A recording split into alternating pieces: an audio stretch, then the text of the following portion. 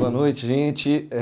Meu nome é André Gordilho, eu sou psiquiatra e estou aqui na Olist, dando continuidade a mais uma live, né? Dessa vez a gente vai falando sobre transtornos de ansiedade. A Olist tem feito, né, com frequência lives sobre os mais diversos temas de saúde mental com a ideia de exatamente tirar dúvidas e tentar educar, né, dentro do possível que a gente puder ajudar vocês. Bom que é sobre ansiedade, porque o psiquiatra, como é a minha primeira live, o psiquiatra também está ansioso e aí a gente vai poder tirar as dúvidas sobre ansiedade, inclusive, e eu vou tentar cuidar da minha aqui também nesse momento. É, A ansiedade, na verdade, é um sentimento que, quando não demais exacerbado, é um sentimento normal que a gente apresenta em alguns momentos, né? Porque quando a gente fica... A ansiedade, na verdade, é um alerta que parece muito com a sensação do medo. Não é exatamente a mesma coisa, mas é um alerta a alguma coisa que a gente tem algum grau de preocupação, alguma coisa que vai, enfim, que pode nos colocar em perigo, ou que a gente acha que pode nos colocar em perigo, e isso gera um monte de sintomas somáticos, né? Muitas vezes, como o coração dispara, a gente fica com sudorese, falta de ar, mal-estar gástrico, a gente tem sensação de desmaio. Diferente do medo, porque a definição do medo, você tem uma ameaça que você é reconhecível ali no momento que você está passando por um perigo real, e geralmente a ansiedade a gente está projetando algum problema que em geral não é tão real ou tão grave como a gente acha que ele é, e isso gera desproporcionalmente sintomas físicos na gente, e sintomas de angústia, sintomas de agonia que podem levar eventualmente a crises de ansiedade, crises de pânico ou outros problemas. Os transtornos de ansiedade eles são variáveis, assim, porque existe o espectro da ansiedade, tá? Então, assim, desde uma fobia simples, que é o medo de algum objeto, ou medo de algum animal, ou medo de alguma situação específica, por exemplo, medo de barata, você tem uma fobia barata, isso é um quadro de ansiedade, até o transtorno do pânico, né, no qual você tem episódios agudos de ansiedade, né, que você tem uma crise no qual você acha que você tem o coração dispara, você acha que você está infartando, você acha que você pode morrer sufocado, ou você acha que você pode perder o controle e enlouquecer, e geralmente é uma crise autolimitada que dura alguns minutos, né? Mas o problema é que a característica do transtorno de ansiedade, né, do transtorno do pânico, por exemplo, é que você não, as crises são espontâneas. Elas acontecem de repente sem você esperar. É diferente de uma fobia. Vamos lá, eu tenho medo de telefone celular, né? Aí a pessoa coloca um celular na minha frente, eu posso ter um ataque de pânico, porque eu fui exposto a um elemento ansiogênico para mim. A crise de ansiedade do pânico, eu estou numa situação que é confortável para mim, que não tem nada demais, e eu simplesmente começo a ter uma crise de pânico. O coração dispara, eu começo a tremer, começo a passar mal, acho que vou ter alguma coisa, e aquilo vai num crescente que dura em torno de 10 minutos a 15 minutos e se resolve espontaneamente, mas pode acontecer de novo. Então você passa a ter medo de ter outras crises. E isso pode chegar num nível tal que a pessoa fica completamente, às vezes, incapacitada, sem sair de casa, pode acordar tendo crise de pânico. Então, enfim, né, existem diversos graus, né, no qual a doença pode se manifestar, mas basicamente é isso aí. Eu quero dizer que eu estou à disposição para tirar qualquer dúvida que vocês tenham. E assim, eu acho que vou começar com algumas dúvidas que já foram mandadas previamente aqui, né? Uma, uma pessoa mandou aqui: em que momento deve-se buscar ajuda para tratar a ansiedade? Né? A gente deve buscar ajuda quando aquilo gera desconforto, né? Quando aquilo começa a gerar prejuízo na nossa vida. Se eu estou ansioso porque eu tenho um evento importante amanhã, ou porque eu vou fazer uma live, né? Então, isso, assim, você tem um certo grau de ansiedade para isso, é relativamente normal isso, né? Mas se eu começo a ter ansiedade para tudo que eu vou fazer, se a ansiedade começa a me congelar, me impedir de de levar normalmente a minha vida, de ter minhas atividades do dia a dia, aí é o momento que já necessita buscar ansiedade. Então, quando está me gerando sofrimento, quando está me gerando incômodo e quando está comprometendo a minha vida, tanto no âmbito social, profissional, familiar, aí a gente tem que procurar ajuda. O que fazer para controlar a ansiedade? Existem várias maneiras de se tratar a ansiedade, né? Se você tem um transtorno de ansiedade diagnosticado, né, geralmente você vai precisar usar medicação, né? Você vai precisar procurar um profissional, procurar um psiquiatra. Esse psiquiatra vai fazer uma avaliação em você, ele vai vai lhe dar um diagnóstico e vai lhe prescrever as medicações corretas, né, para que você possa estabilizar o quadro de ansiedade. Se associado a isso, né, geralmente o tratamento psicoterapêutico também colabora e ajuda bastante. Em alguns casos a medicação não é necessária e basta uma psicoterapia, né? E assim, outras coisas que você pode fazer para também melhorar a sua ansiedade, né? Você tem que primeiro identificar, né, as causas que estão gerando essa ansiedade em você. Se você está sofrendo muito estresse, se está trabalhando demais, se preocupa demais com coisas, enfim, da sua rotina, do seu dia a dia, tentar, né, organizar isso da melhor maneira possível. A gente sabe que a atividade física ajuda muito no tratamento da ansiedade, principalmente a atividade física aeróbica. Não que você fazer malhação, pegar peso também não ajude, mas a atividade física aeróbica, ela ajuda, é o que mais tem evidências de melhora. Então o ideal é que se faça os dois, né? Atividade aeróbica junto com a atividade também de peso. E existem também outras maneiras de você também buscar ajuda acessórias, como você pode fazer técnicas de relaxamento. A yoga tem se mostrado, e alguns estudos mostrando a yoga como um coadjuvante muito interessante no tratamento da ansiedade. Enfim, massoterapias e técnicas que você pode fazer de relaxamento, meditação, né, que possam ajudar você também no tratamento da ansiedade. Tem uma pergunta aqui que quem tem transtorno de ansiedade e está amamentando pode usar algum tipo de ansiolítico? Durante a gravidez, durante a amamentação, a gente tem que tomar alguns cuidados maiores.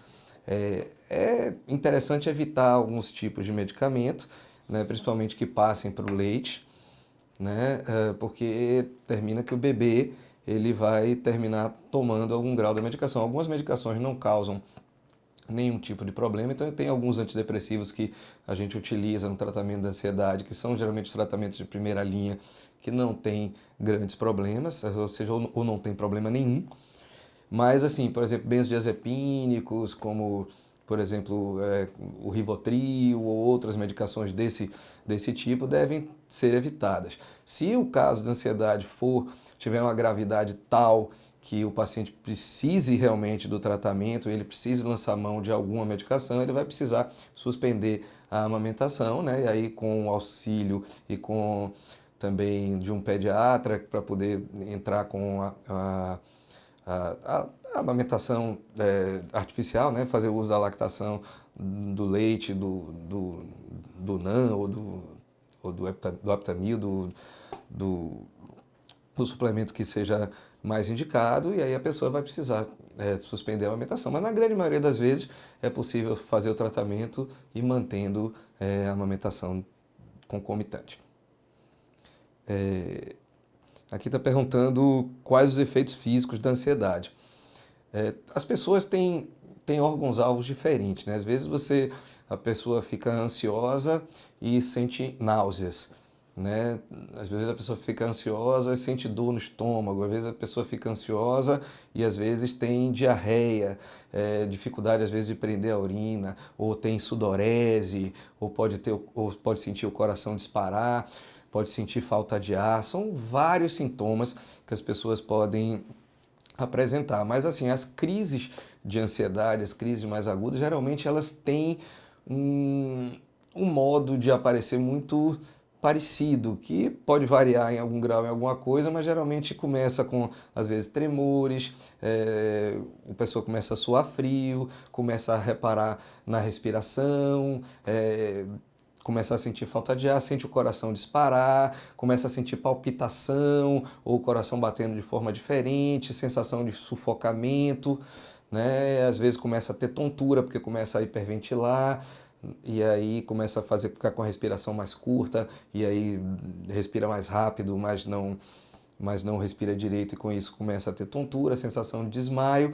Esses são os sintomas mais comuns, mas às vezes na não crise de ansiedade, se você tem um compromisso no dia seguinte, se você tem alguma coisa muito importante para fazer e você tem um prazo e você vai se expor a determinada coisa que para você é estressante, você pode sentir às vezes náusea, desconforto gástrico, ficar um pouco trêmulo, né? Ou ter alguma alteração do ritmo intestinal, essas coisas são comuns de acontecer. Se o abuso de álcool pode estar associado à ansiedade.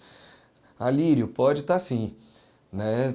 Às vezes as pessoas que são ansiosas procuram aliviar o sintoma bebendo, porque o álcool ele é um depressor do sistema nervoso central, então quando você bebe você geralmente começa a ficar mais lento, a dar aquela sensação de relaxamento, etc. Só que o problema é que o álcool ele causa outros problemas e no final das contas ele acaba piorando a ansiedade, porque depois que você bebe, o efeito do álcool passa, você tem os sintomas da falta de álcool no dia seguinte, o que às vezes dá aquela ressaca, o mal-estar, e isso vai causando piora do quadro de ansiedade. E lembrando que usar o álcool como um ansiolítico é uma péssima opção, porque o álcool ele leva à dependência, aí você tem um problema e ainda termina adquirindo outro, né? E um outro, às vezes, mais grave e de mais difícil tratamento. Deixa eu ver. Tenho dificuldade para dormir. Quando vou dormir, penso que vou morrer. O que fazer? Provavelmente, se você, a pessoa que tem esse tipo de sensação, provavelmente já deve ter passado por uma crise de pânico no meio da noite. Então, às vezes, no ataque de pânico, uma das características mais comuns é você acordar tendo uma crise de pânico. Você vai dormir, está tranquilo, de repente acorda passando mal, aquela sensação de que vai morrer, que está tendo um infarto. E isso leva a pessoa a ter medo de dormir e de ter medo de acordar dessa maneira. Então, o que fazer tem que tratar, né? Você vai ter que usar medicação. Geralmente a gente vai usar alguma medicação inicialmente para conter essa ansiedade de uma forma mais aguda. E aí, enquanto isso, vai usar uma medicação que vai segurando a ansiedade a mais longo prazo. Muitas vezes a gente utiliza, por exemplo, um antidepressivo associado a uma medicação ansiolítica, uma medicação benzodiazepínica, que sempre deve ser usado por curto prazo quando for usado. Nunca se deve tratar o transtorno só com benzodiazepínico a longo prazo, porque essas medicações podem causar também dependência e podem causar também a longo prazo comprometimento da cognição. Então, sempre usar com orientação médica, porque você vai iniciar as duas medicações juntas e vai suspendendo o benzodiazepínico ao tempo que o antidepressivo, que leva um tempinho maior, fazer efeito para que você não tenha mais essas crises. O que fazer quando a ansiedade ataca? Depende do grau da ansiedade, né? Se você tiver já um transtorno, tiver em uso de medicação, provavelmente você vai ter uma medicação para caso você tenha uma crise aguda, usar essa medicação. Existem medicações que você utiliza quando tem essa crise aguda. Você coloca debaixo da língua, você toma algumas gotinhas e geralmente corta essa crise de ansiedade. Para casos mais leves, você pode, né, tentar trabalhar essa ansiedade com desviar o foco do que você está fazendo, fazer exercícios respiratórios, né, fazer exercícios de meditação, buscar, né, tentar fazer uma atividade física para poder controlar um pouco mais essa ansiedade no momento, né? Vamos lá. E qual a relação da ansiedade e da depressão? Essa é uma pergunta bem interessante, porque a ansiedade e a depressão elas andam muito juntas, porque muitas vezes você tem um quadro depressivo com sintomas ansiosos. É muito mais comum do que parece. Assim, a gente às vezes pegar o quadro só de ansiedade puro, ou pegar o quadro só depressivo puro, não acontece assim com tanta frequência. Às vezes a gente pega um quadro depressivo com alguns sintomas ansiosos, ou pega um paciente com quadros ansiosos, com um quadro ansioso, né, já desenvolvendo alguns sintomas depressivos, porque a ansiedade, quando ela começa a ficar frequente, ela começa a gerar um incômodo, isso vai gerando estresse na pessoa, a pessoa vai ficando, né, mais limitada, o ansioso ele está sempre no futuro, né? Porque o ansioso ele está sempre preocupado com o que vem pela frente, com o que ele pode passar, com o que é que ele eventualmente que ele vai sofrer, o que é que vai acontecer ali na frente, quando é que vai vir a próxima crise, e isso é extremamente desgastante. E aí, às vezes, essas pessoas, pelo desgaste da própria ansiedade, começam a desenvolver sintomas depressivos, né? Começam a ficar tristes, começam a ficar desanimados, começam a ficar sem energia, começam a se isolar, e aí às vezes você tem um quadro conjunto de depressão e ansiedade. A boa notícia é que, enfim, se é boa notícia, eu não sei, mas é que o tratamento ele é muito parecido, né? Porque ambos você trata com medicações antidepressivas. Então, o tratamento é só que o desfecho do tratamento e às vezes o que a pessoa vai sentir quando está e o que se espera da evolução de um para outro é que muda um pouquinho. Mas geralmente o tratamento é feito à base de antidepressivos associados eventualmente a outras medicações e, como eu falei, também associado aos tratamentos acessórios, né? Como a psicoterapia, como a atividade física, como meditação, como uma yoga, enfim, né? Algumas das coisas que você vai fazer para poder diminuir esse quadro depressivo, esse quadro ansioso e se sentir cada vez melhor. E, obviamente, depois que estiver bem, manter o hábito de vida mais saudável, né? Manter a atividade física, manter, né, tentando controlar a ansiedade, conter no seu momento. É extremamente importante você buscar ter um momento de lazer, ter um momento em família, porque às vezes as pessoas focam demais em determinados objetivos. Então, trabalho, trabalho, trabalho, trabalho, trabalho, esquece que tem lazer, esquece que tem família, esquece que, sabe, que tem outras coisas para fazer, esquece que precisa descansar. A gente precisa descansar, o cérebro precisa descansar. A diversão faz parte desse descanso. Muitas vezes a gente tem 1000 compromissos, aí se sente culpado de fazer alguma coisa, de relaxar. Eu vejo muitas pessoas que estudam para concurso, aí se sentem culpados porque não estudaram 12, 15 horas por dia, e aí pararam um pouquinho porque o outro vai estar assim. Aí terminam tendo dificuldade de reter a memória, de gravar, e aí começam a ficar ansiosos, e aí, ou seja, dá branco na prova, não consegue. Então, a cabeça da gente, o cérebro da gente precisa de descanso, e não só de dormir, e precisa também de lazer para poder, ou seja, se recuperar dos momentos de ansiedade, de agonia do dia a dia e a gente ter uma vida mais saudável. Então, não é para se sentir culpado porque vai sair para bater papo com os amigos ou porque vai para uma festa, porque tem que ir. E precisa também, obviamente, do momento de descanso, de dormir para poder, né, relaxar mais.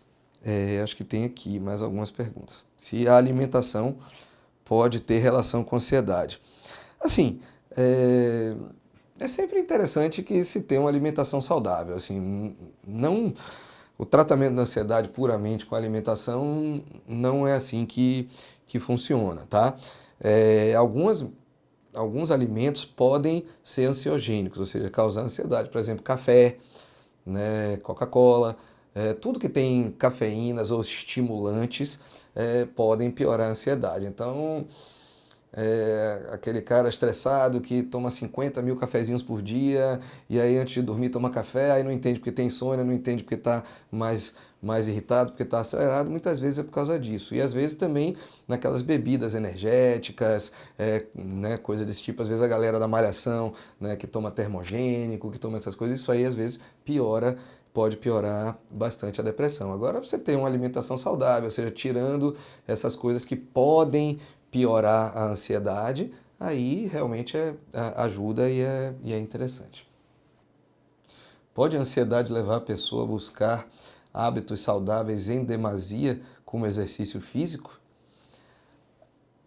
Poder pode, né? Poder pode, mas não acredito que isso aí seja uma causa necessariamente da ansiedade. Tem pessoas que, às vezes, têm uma tendência a abusar, né? A serem mais impulsivas, a serem mais, enfim, se dedicarem demais a determinados atos quando começam a fazer determinada coisa. Aí, se você, por exemplo, faz atividade física, você melhora do quadro de ansiedade, aí, enfim, às vezes a pessoa pode querer fazer atividade física o dia inteiro, ou querer passar para,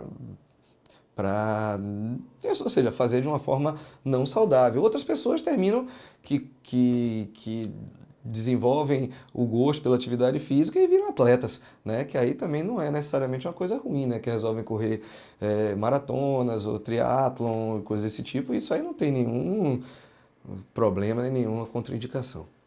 Como fazer para ajudar uma pessoa na crise de ansiedade?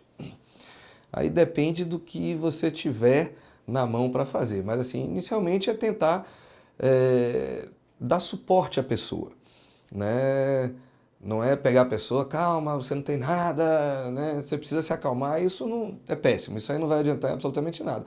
É se mostrar solidário, né? Se mostrar, dizer, olha, eu estou aqui, estou do seu lado, vamos respirar, vamos tentar se acalmar um pouquinho, mas não no sentido assim, vamos se acalmem porque não tem motivo para isso aí não adianta nada, porque a crise de ansiedade ela é autolimitada, ela vai melhorar em geral, independente da abordagem ou não, mas isso pode ser mais ou menos sofrido, né? Então, se tem uma pessoa do lado que está ali, que dá o suporte, aí a pessoa quer dar a mão, quer, enfim, né? Quer que a pessoa fique ali do lado, você vai estar do lado, dando, né?